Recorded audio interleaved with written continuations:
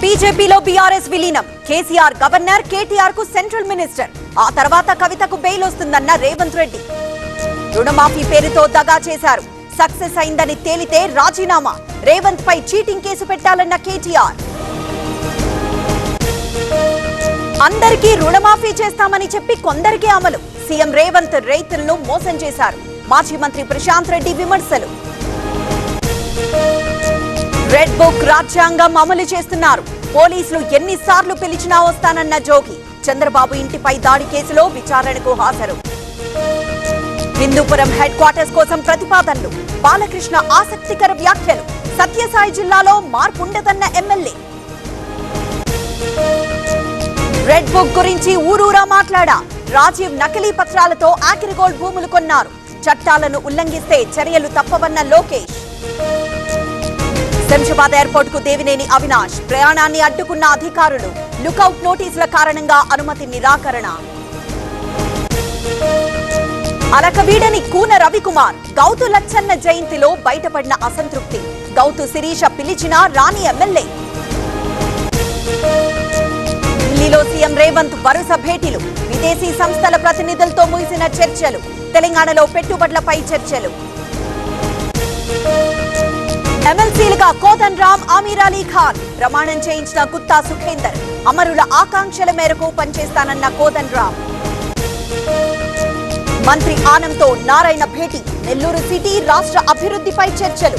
హాజరైన స్థానిక కూటమి నేతలు. విజయనగరంలో రెవెన్యూ శాఖ స్పెషల్ సీఎస్ పర్యటన. భోగాపురంలో భూముల క్రయ విక్రయాలపై ఆరా. తహసీల్దార్ కార్యాలయంలో రికార్డుల పరిశీలన. టాటా గ్రూప్ చైర్మన్ తో చంద్రబాబు భేటీ. రాష్ట్రంలో పెట్టుబడులు పెట్టాలని కోరిన సీఎం. సానుకూలంగా స్పందించిన నటరాజన్. పురపాలక శాఖ ప్రిన్సిపల్ సెక్రటరీ ఆకస్మిక తనిఖీలు. జూబ్లీహిల్స్ లోని పలు బస్తీల్లో దానకిషోర్ పర్యటన. 2 షిఫ్టుల్లో చెత్త సేకరించాలని ఆదేశం. ఉన్నత చదువులపై దృష్టి పెట్టిన సీతక్క. ఎల్ఎల్ఎం ఎగ్జామ్స్ కి ప్రిపరేషన్. మహిళలు ఎదగాలంటే విద్య అభ్యసించాలన్న మంత్రి. వరంగల్లో రోడ్డెక్కిన జూడాలు, మెడికోలు. బెంగాల్లో వైద్య విద్యార్థిని హత్య ఘటనపై నిరసన. నిందితులను కఠినంగా శిక్షించాలని డిమాండ్. తుంగభద్ర డ్యాం 19వ గేట్ అమర్చేందుకు చర్యలు. భారీ క్రేన్ల సహాయంతో పనులు చేస్తోన్న కార్మికులు. రిటైర్డ్ ఇంజనీర్ కన్నయ్య నాయుడు ఆధ్వర్యంలో మరమ్మతులు. హైదరాబాద్ లో హడలెత్తిస్తున్న హైడ్రా. బఫర్ జోన్లలో భవనాల నిర్మాణాలపై కొరడా. నిజాంపేటలో కొనసాగుతున్న కూల్చివేతలు. భైంసా నిర్మల్ జాతీయ రహదారిపై రాస్తారోకో. రోడ్డు మార్గం కోసం కత్కాం గ్రామస్తుల ఆందోళన. అధికారుల దృష్టికి తీసుకువెళ్తామన్న పోలీసులు.